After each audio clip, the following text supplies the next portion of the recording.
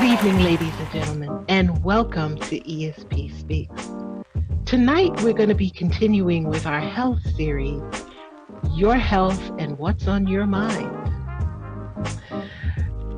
I'd like to introduce you to someone who is so special. His name is Shay Johnson, and he is going to join us on this journey of mental wellness. He's one of Psychology Today's verified and featured psychotherapists. Take a look.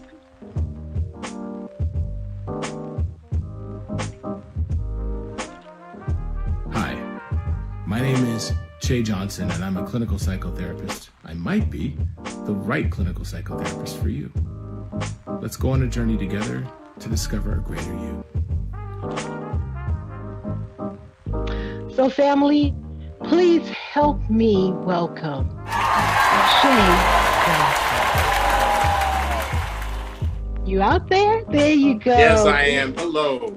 How are you? Oh, I'm well. goodness. It's so good to see you. You're looking It's so beautiful. wonderful. Thank you so much. Thank you so much.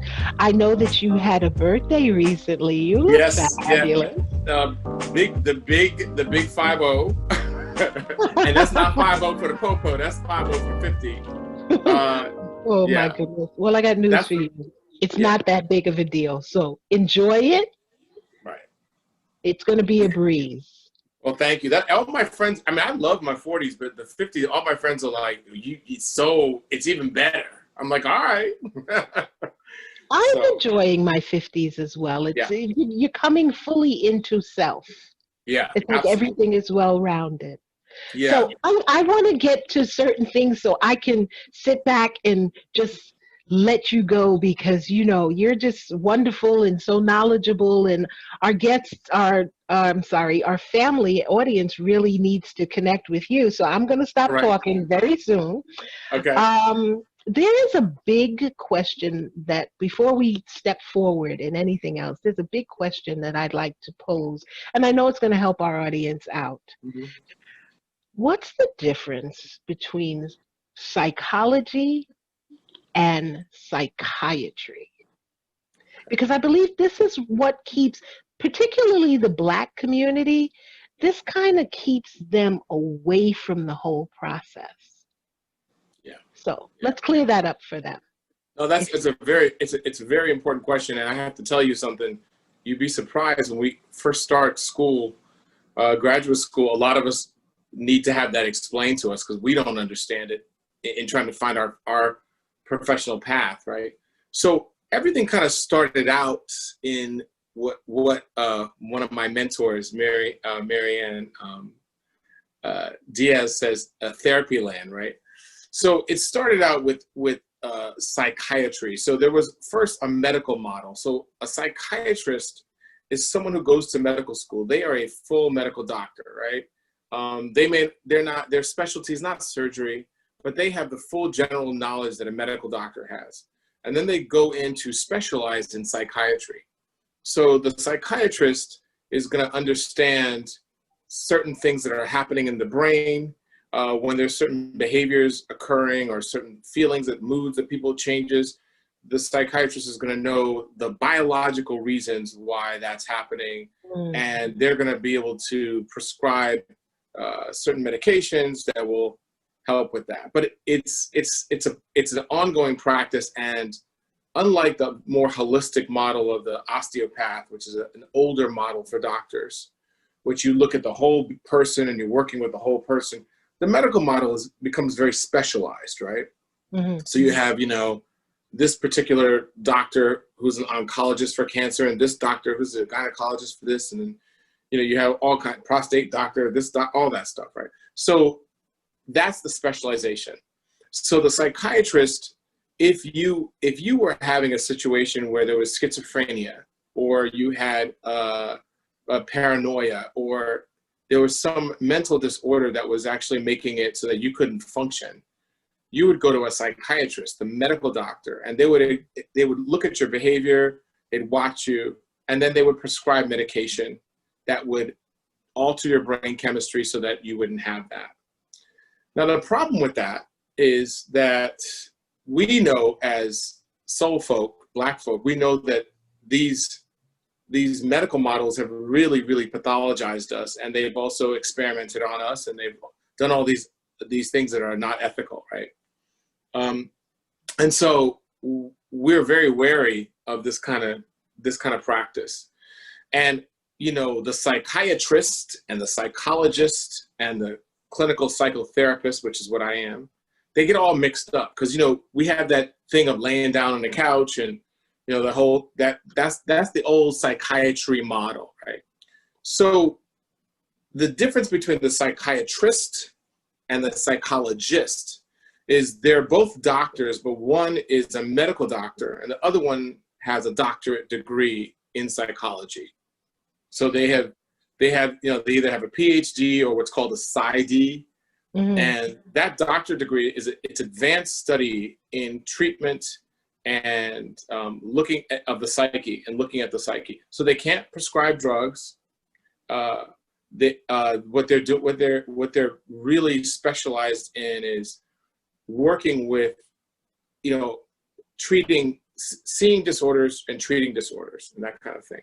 So the psychiatrist is looking at solving problems in mood and behavior solely as a medical problem. That's the psychiatrist, right? The psychologist is looking at all kinds of things, you know, how is the society affecting the individual?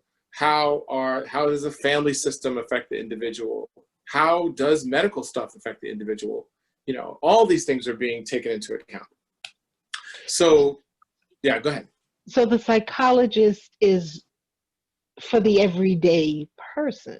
Yes, yes. And as far as what you're saying, we should all be engaging in some sort of psychotherapy at some point because we're all dealing with some issue. Right. Now, it's interesting that you say that we should all be engaging because, so I've been treating people at Southern California Counseling Center in Los Angeles for over 2 years. And this center was started by a psychiatrist and a psychologist. Mm. And this was before they had my degree, which is the marriage and family therapist, the master's, right, of psychology. Mm-hmm. Before we had clinical psychotherapists, where our sole job is to really engage psychotherapy, right? What they realized, they were like, you know, we both I've got a medical degree, doctorate, you got a doctorate, you know, PhD.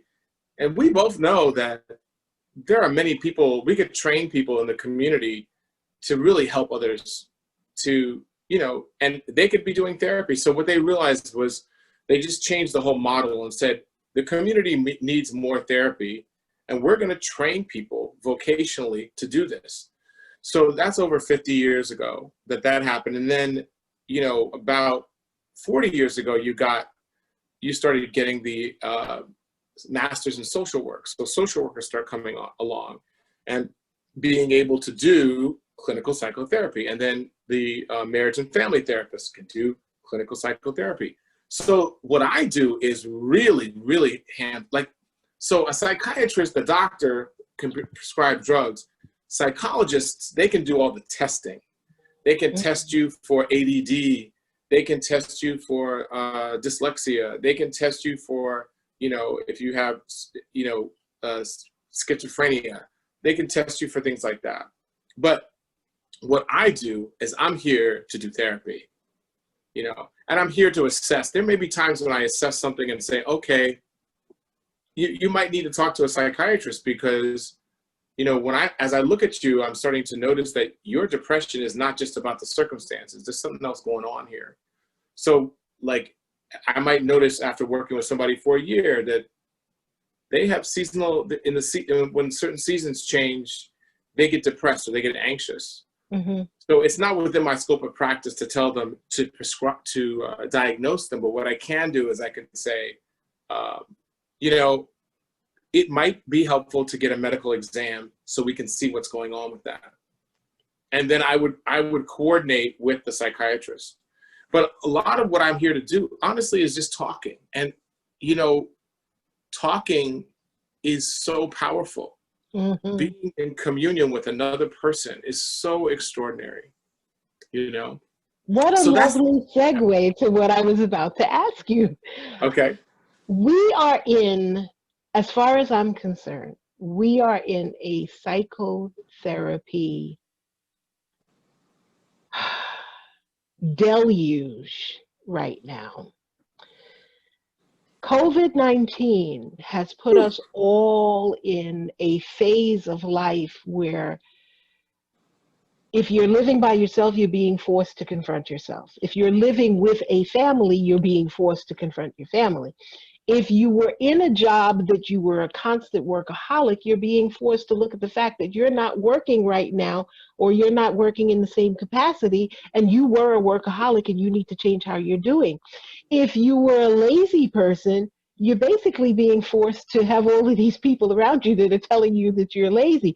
Yeah. This COVID-19 restart of life, or reset of life, has put us all in a psychological state of affairs that needs to be addressed. We all, even the children, Shay, need therapy. I have a Yes. Oh teenager yeah. still living in the house, and he's so afraid that he won't go outside of the virus. Um, Sure. we're all gaining weight. We're all, there are so many psychological levels to this one virus Yes. that, Yeah. and this is why it was so important for me to have you on today, Mhm. because Yeah. I can think of 50 people that watch this show off the top of my head that are going to be contacting you after this. Hey, yeah. Well, one of the things that we're going to be doing is, because we realize, I can't see 50 people, but what I can do is I can see 50 people in talks and big, bigger seminars like this, and then we will be conducting group therapies and things like that. So I'll be able to give you resources for New York. There's so many amazing therapists in New York. That's where I started as a kid going to therapy. Mm. It's interesting that you say this. I think about 2020 as 2020 vision, right? Mm. It's like we got the prescription and we got the clear vision, and then what we saw is like, oh my Lord. I mean, it's been one shocking revelation after another of how difficult things really are. I think the election is just another lesson of like, well, we're good enough not to be this, but we really have a lot we have a lot of work to do. I Yes. think that a lot of this, I think that the pandemic has forced us to see ourselves. And, let me tell you, a lot of therapy is being able to see the problem. I practice a narrative form of therapy. And so the narrative therapy is looking at the stories that we tell ourselves. Mm. And looking at the stories that we have been told to tell ourselves. And a lot of what the opportunity of this pandemic has forced us to look at all these stories that we have been told, and a lot of the stories that we tell ourselves, and so this is a big change, and it's a traumatic change. A lot of people, so I think people are familiar with, if you had any kind of little psychological whatever in college or sometimes high school, they talk about Pavlov's dogs, right? Mm-hmm, So, mm-hmm. Pavlov, he was a behavioralist, and he did this thing where he'd ring a bell, and he'd feed the dog, and ring a bell, and feed the dogs. And he'd do all these experiments on the dogs to see their behavior, right? So ultimately, he could ring the bell, and the dogs would salivate because they just knew the food They was knew. coming, right? Mm-hmm. They were trained, they were conditioned, right? And so what people don't know is that there was a flood in Pavlov's laboratory, and it was traumatic. And the dogs that survived, he'd ring the bell, and they would no longer salivate. They no longer had that conditioned response. The trauma broke the conditioned response. Wow. And so, a lot of what we're seeing is this is that 2020. It's a breaker. It's breaking a lot of our conditioned responses. And I thought it only would have to last for 5 months, and then that would be enough for us to really break this conditioning. But we're stubborn, and our timeout is lasting a little bit longer than any of us would want it to be. and a lot of it is just that there's, someone talked about post-traumatic stress disorder, but then there's post-traumatic stress growth, right? PTSG, where like you really grow because you've been kind of shocked into stopping. It. Yeah. So that's the positive side of it. The negative side is not, I won't say negative, but the challenge is simultaneously we are traumatized, and trauma carries its own set of difficulties. And, we can go into what trauma does. I mean, a lot of the things about trauma is that if we are traumatized and we don't process the trauma, and usually we process trauma in community, we process trauma when people empathize with us, we process trauma when we realize we're being heard, and then we can see ourselves. But if we don't do that, it gets stuck in a part of our brain called the amygdala, which is basically like your short-term memory. So you're constantly reliving it as if you feel like you can't forget about it. And yeah. That's so interesting. And here's why. I had a series of questions that I wanted to ask you. And as you're talking, because I'm engaged so deeply in what you're saying, I'm hearing the answers to the questions, but I realize, wait a minute, you got to ask them. So I want to ask you, particularly in what you just said, there is a question that was sent in by one of my readers a couple of months ago, and I want to read this to you. Sure. How can clinical psychotherapy, which is what you're talking about, that's my part of the question, how does what you do now aid to what she's talking about here? How can clinical psychotherapy help with a multi-generational trauma? Now I'm going to list a set of traumas because I hear about this repeatedly in a lot of my groups. Sure.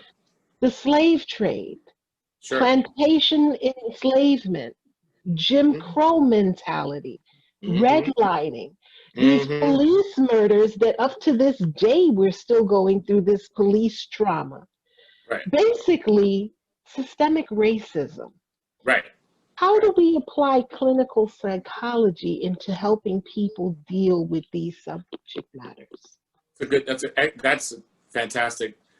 So I'll tell you a couple of things. Is it helps us. As psychotherapy has really grown, it's starting to embrace, I call it, Jedi justice, equity, diversity, and inclusion, right? Social justice, social Jedi. We're starting to realize that we have to apply our lens to observe what's happening. And the first step is really getting to see what the problem is and how the problem affects us. And then the second part of that is the treatment. So I'm going to quote another amazing clinical psychotherapist. His name is Resmaa Menakem. And Resmaa Menakem has a book called My Grandmother's Hands. And if you don't know about this book, you better ask somebody. My Grandmother's Hands is an amazing book. And what he does is he catalogs how this multi-generational trauma has moved through our lives, and he shows how it affects white people, and it shows how it affects Black people, and he has models, and he actually has a specific model for police, but he shows how when we are traumatized, we over generations and generations, it traumatizes our ability to have empathy sometimes for ourselves and for others. And so there's a whole list of things that he really brings in to try to help us understand that. And I will say very quickly that if you look at what happened in the medieval period, you have Europeans kind of devolving into a very, very mean way to treat each other. They started torturing each other. They killed 1/3 of all the women. So the patriarchy is really developing. All these wise women doing all this earth medicine, the midwives birthing babies, using lavender, healing people, keeping people safe. And they just killed them all because the church was afraid of the power of the women, right? You also have Arab culture doing very similar things to women over this 1,000-year period. And you also have the Crusades. So the Arab and European cultures are doing horrible things to each other. And one of the things that Resmaa Menakem says is over generations, when you do cruel things, not only do you traumatize the person you do them to, but you traumatize your own morality. You traumatize your own sense of ethics. You traumatize your own ability to be empathetic, because if you keep harming others, how are you going to survive unless you've numbed your empathy, right? So all this happens, and then you get this big surge of the colonial project going out. Because, you know, my sister, when she went to the door of no return in Ghana, she was like, how is it possible that you could take people through this door and put them on these ships and treat them like how is that possible, right? And it's because over this 1,000-year period, the morality, the empathy had been demoralized, had been traumatized. So then you have the trauma that Europeans and Arabs have done to themselves and each other. They now import it to the whole world. These are the only two cultures where you see people enslaving Africans and other people in chattel slavery, like not just for like, we conquered you, you're the slave, and your kids are free, and you get an education, they get an education, and they're part of the society. No, this is like, we own you, we own your kids, all that. Okay, so that's a demoralized, traumatized character that enables that to happen. So then they bring this to the whole world. They enslave Africans, bring us over here, genocide the native peoples, right? So now we're at a place where everybody has been traumatized, and everybody is traumatized in a multi-generational way. You have people of European descent, white people, which Resmaa Menakem, he talked about white body supremacy and white body racism. He's like, it's in it's in the bodies. The traumatization, it's actually in the body. It's not just mental. Like, we're traumatized. Our bodies are. We now know that, you know, Dr. Candace Pert was this amazing molecular biologist who discovered how we have polypeptide bonds in the mitochondrial DNA, that we pass on blood memory, right? We pass on traumatic memories to our offspring. So it's multi-generational biologically, and it's multi-generational experientially, right? We all know the stories of how we were beaten, our parents were beaten, our grandparents were beat by our families because we had enslavers beating our ancestors. So instead of really disciplining in a different way. So it's this traumatization of our morality, of our empathy, is something that we're all dealing with now. So that's the first part, is to really see what has happened. And then the next part is treatment. And we have a lot of things. We're learning more and more about trauma every day. We're learning about where it's stored in the brain, how it can move. It can be changed in the brain from one place to another so that it's no longer seizing us up. How our brains can heal from trauma, how we heal in community, how we are now learning about EMDR, which is the eye movements, desensitization, right? And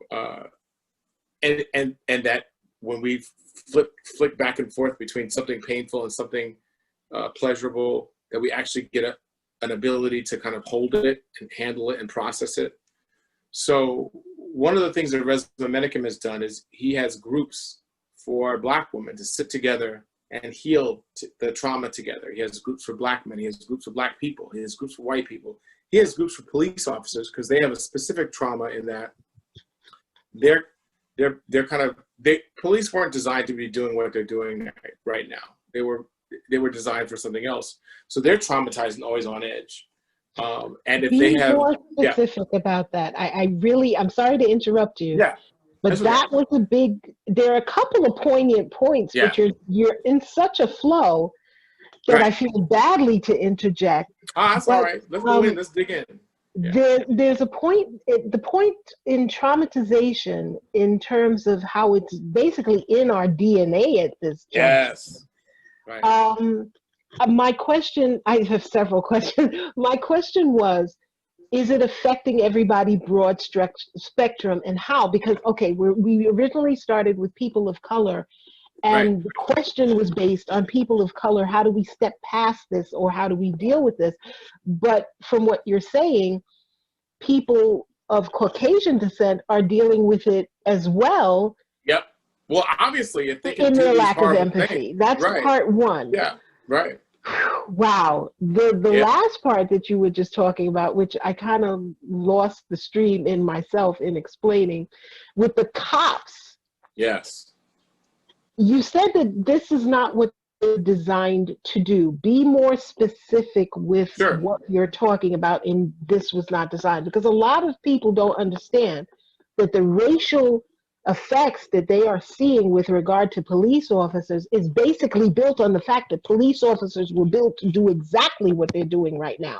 Putting their foot on our neck is what the original part of policing was about. That's right. That's right. So yeah. Wow. Well, let's talk about what they were designed to do. You got the constabulary, right? The constables in England and stuff like that, right? And then you have policing, and policing in the United States. These are militias that were hired to go after runaway, Africans who had run away from enslavement and hunt them down, right? Mm-hmm. So that was the design of it, was to enforce, the rich white landowners' property, right? Reclaiming the property. And then, in the North, you had more of a constabulary system where you had police that were being brought in to patrol neighborhoods and kind of, make sure that they were, safe, right? But in England, people hated these constables because they usually, unfortunately, weren't in the neighborhoods. They were coming from outside the neighborhoods, coming in, and who are you coming in to police me? What is this policing? What is going on? So what has happened is, over time, police in white neighborhoods, they lived in the neighborhoods, everybody knew them. They were just kind of there for public safety, right? But it's always been the model for people of color to see us as dangerous, mm-hmm. and then enforce this controlling of our bodies, right? That's part of the sickness of being demoralized, the European morality being traumatized, is that they have this unbelievable traumatized morality and then project it on all their shadows onto people of African descent, right? So African bodies, Black bodies, we're having a totally different experience as the ones having all this negativity projected on us. So we see ourselves in a bad light, even though we also see ourselves in a good light.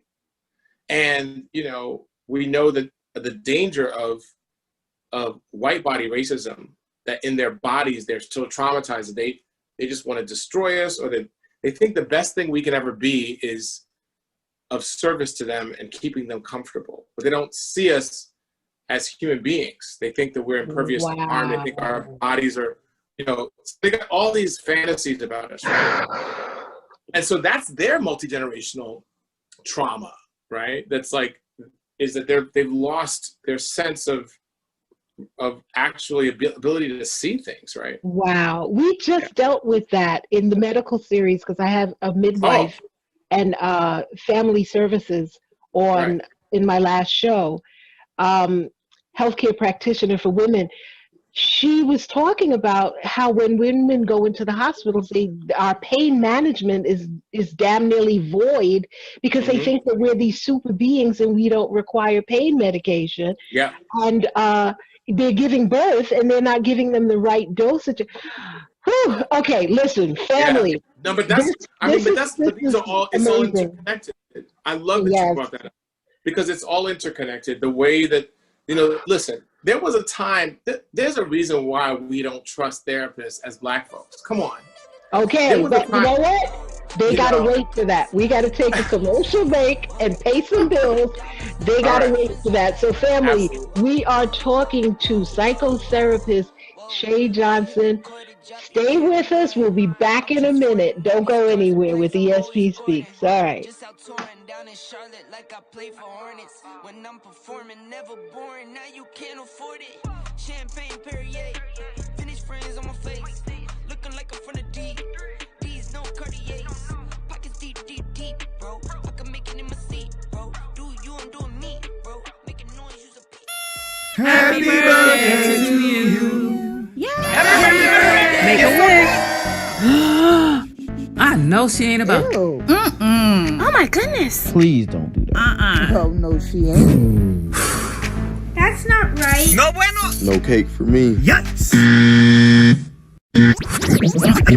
Fanacade is a cool new sanitary way to blow out the candles on your cake. Make a wish. I love my Fanacade. Fanacade rock. I want some cake. That's cool. Get yours today at fanacade.com.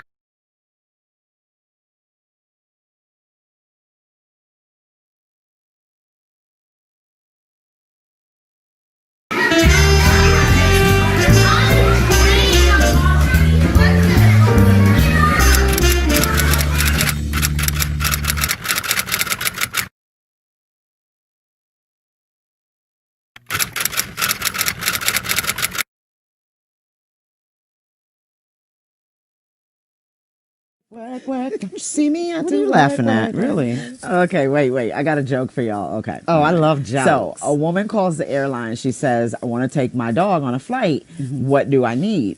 So they told her that she would need a kennel. And the kennel has to be big enough for the dog to stand, sit, turn around and everything. So the customer then said, oh my God, I can't teach him all of that by tomorrow. That ain't funny. That is funny. What you mean that's not funny? What you got? Okay. A woman sees her husband standing on the scale and he's sucking in his gut. And she says, that's not going to help. And he goes, yes, it will. That's the way I can see the numbers. Wah, wah. Okay. That was pretty good. I got one. Yeah, I have one. Right, now you want a shot too? Of course I do. Okay, I bought one of those tapes that help you learn Spanish overnight. Well, during the night, the tape skipped and now I can only stutter in Spanish. Por favor. Wait. I got one. Y'all knew we weren't going to escape without Zoe putting her 5 cents in. Of course. Yeah, that's right. Zoe. So, okay, 2 women are talking. One woman says, my son wants to be a garbage man when he grows up. The other woman said, that's an unusual profession for a young boy. She says, no, he thinks they only work on Tuesdays and Thursdays. Zoe, you are a fool. Girl, I guess you are good for something. Oh, I guess my God. Bravo. Thank you.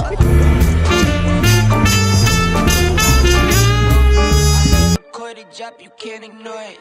I'm transforming now these cars and planes, I'm always boarding.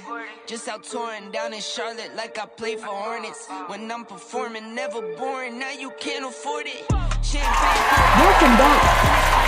You're here with ESP and we are sitting with the fabulous psychotherapist, Shay Johnson. I tell you, this has really been an education for me. And it's been a cleansing for me as well, because to hear some of the ideas coming from him, I'm connecting with our people and what we need and what you need.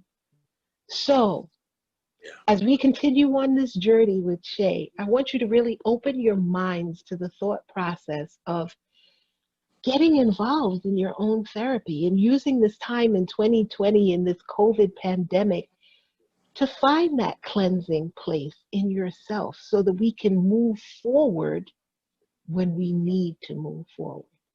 So nobody's here to hear me talk. Let's get back to Shay Johnson, psychotherapist, and enjoy the cleansing. Take us on that journey, Shay. All right. Well, hey, I thank you for introducing me again. And I just want to say that, I work, my supervisor is the amazing Barbara Herring of Just Be Therapy. You can check out justbetherapy.com. And she is just really helping me open up. I thought I was doing well, but she's like just guiding me into bigger and better places and deeper places that to work for and in the African diaspora, to really get us as Black folks to get into some of these things that we don't necessarily want to talk about. So I just wanted to mention a shout out to B, as we affectionately call Barbara Herring. Yes, that's wonderful, and it just leads. It's psycho. You're just segueing me into these wonderful psychological questions that I want to ask you, because here's Sure. the biggest one for me. Okay. Why are so many people of color? I get the disconnect with the DNA and how we've been traumatized. I get that. But come on, at some point, we're adults. We have to grow. We have to move forward. I didn't say let go, but we got to do something for ourselves, because we can't continue to live in this muck and this mire that this whole situation has caused. We have to desire a way to move forward and get out of it. So tell me, please, why the Black community cannot see the value of psychotherapy and what it can do for them to raise them up? Well, because we're too smart to fall for it.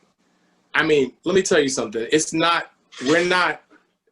We see the value in therapy, but we also see the danger. I don't think that it has really been safe for us as a community to go to therapists until recently. I mean, we are now training more therapists of color.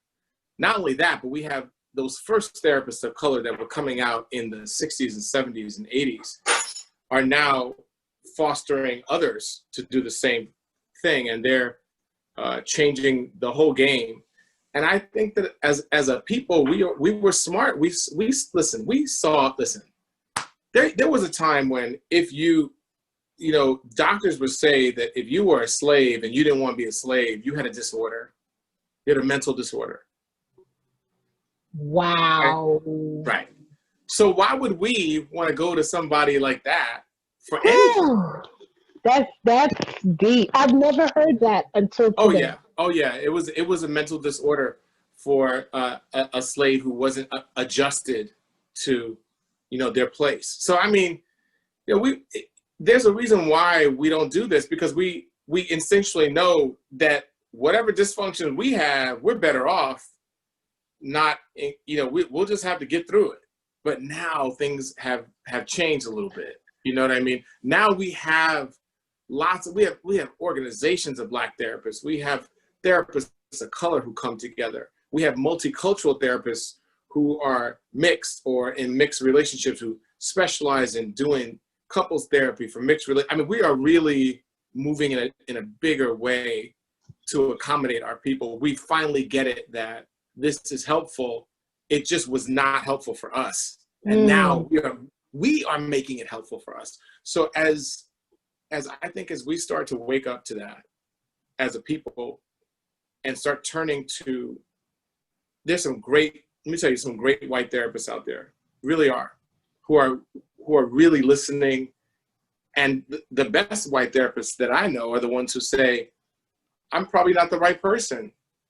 I can help you so far in this, but there's going to be a point where you really need the empathy of a person who's had a lived experience. And we didn't have a lot of us. Yeah, we that's real. That's real talk. It's amazing that one would be that truthful to just come out front and say that. Listen, you need one of your own. Yeah. Because I mean, they've had their own.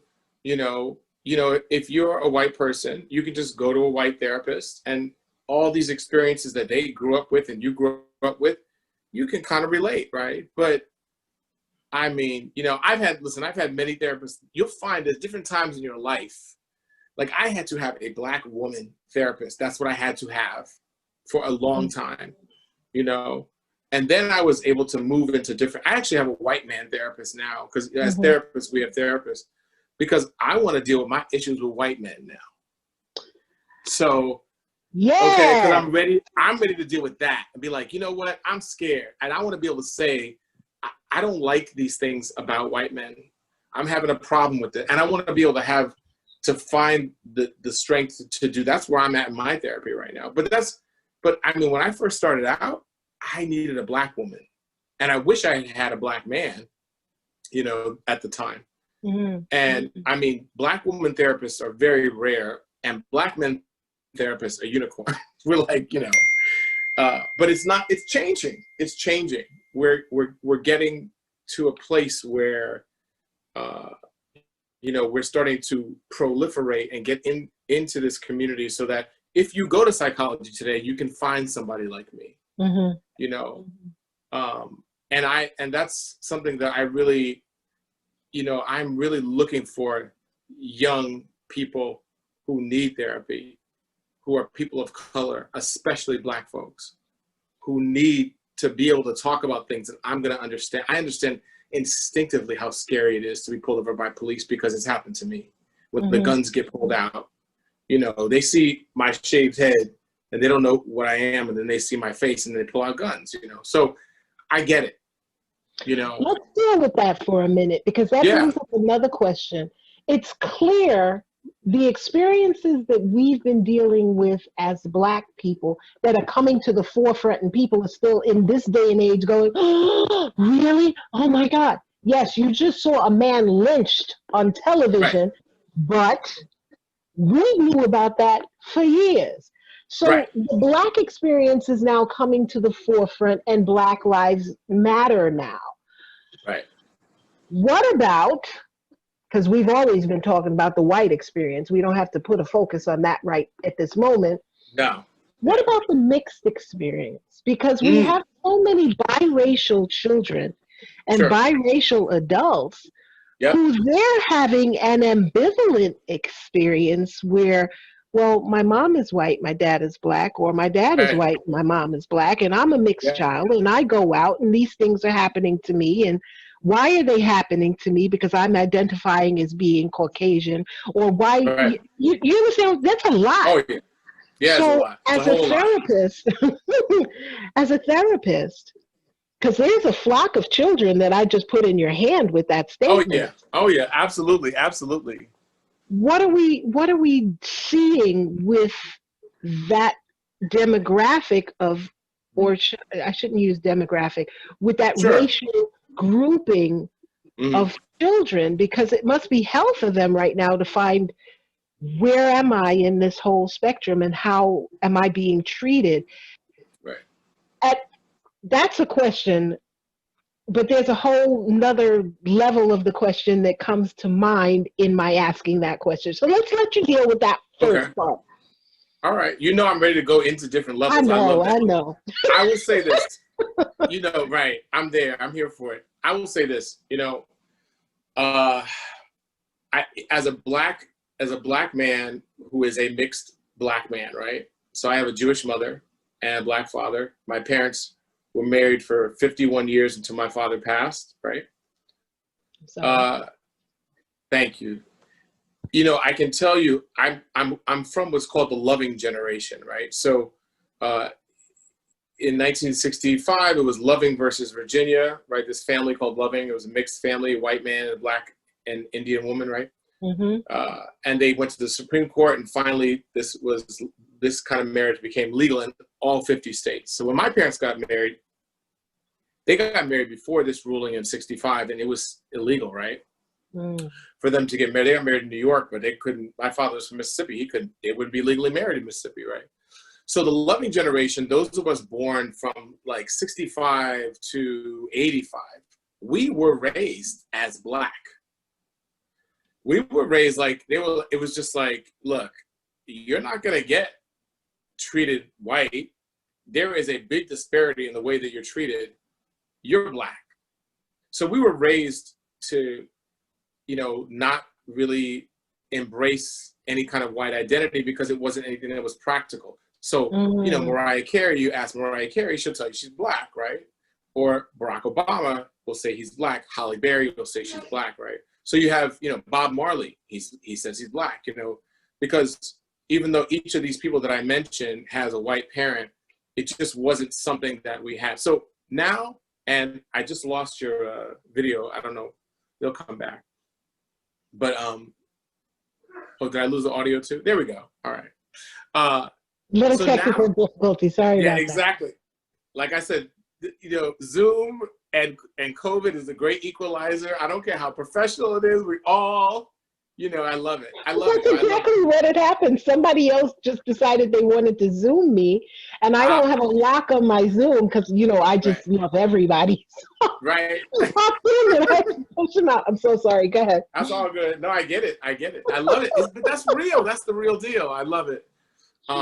So you know, now we have kids being born after 85. They're starting to have a different idea of their racial identity. And all this is a story that's been thrown on us that we have to believe, right? You know, we people have been mixing forever.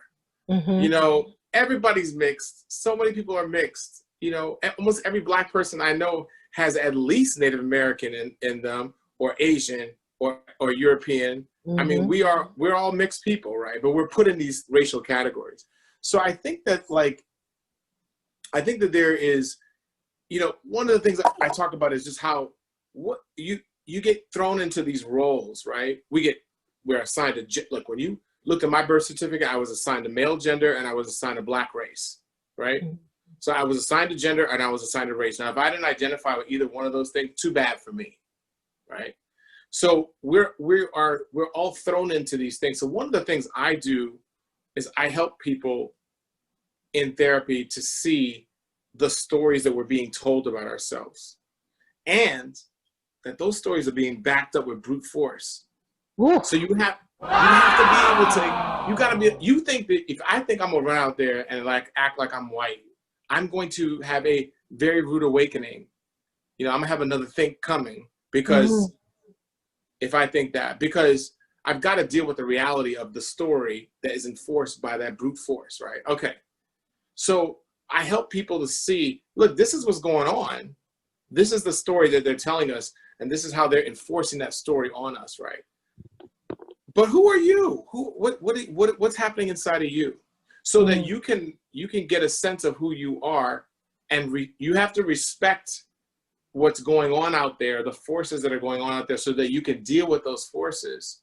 And you got to find an identity for yourself that really empowers you. So for me, like, it really empowers me to say I'm a mixed race Black man, because I love being Black so much. And I also am very proud that I'm mixed, that I have this mixture. You know, I really do. I really love being Jewish too. And one of the things I feel is so important is the pride in being Black.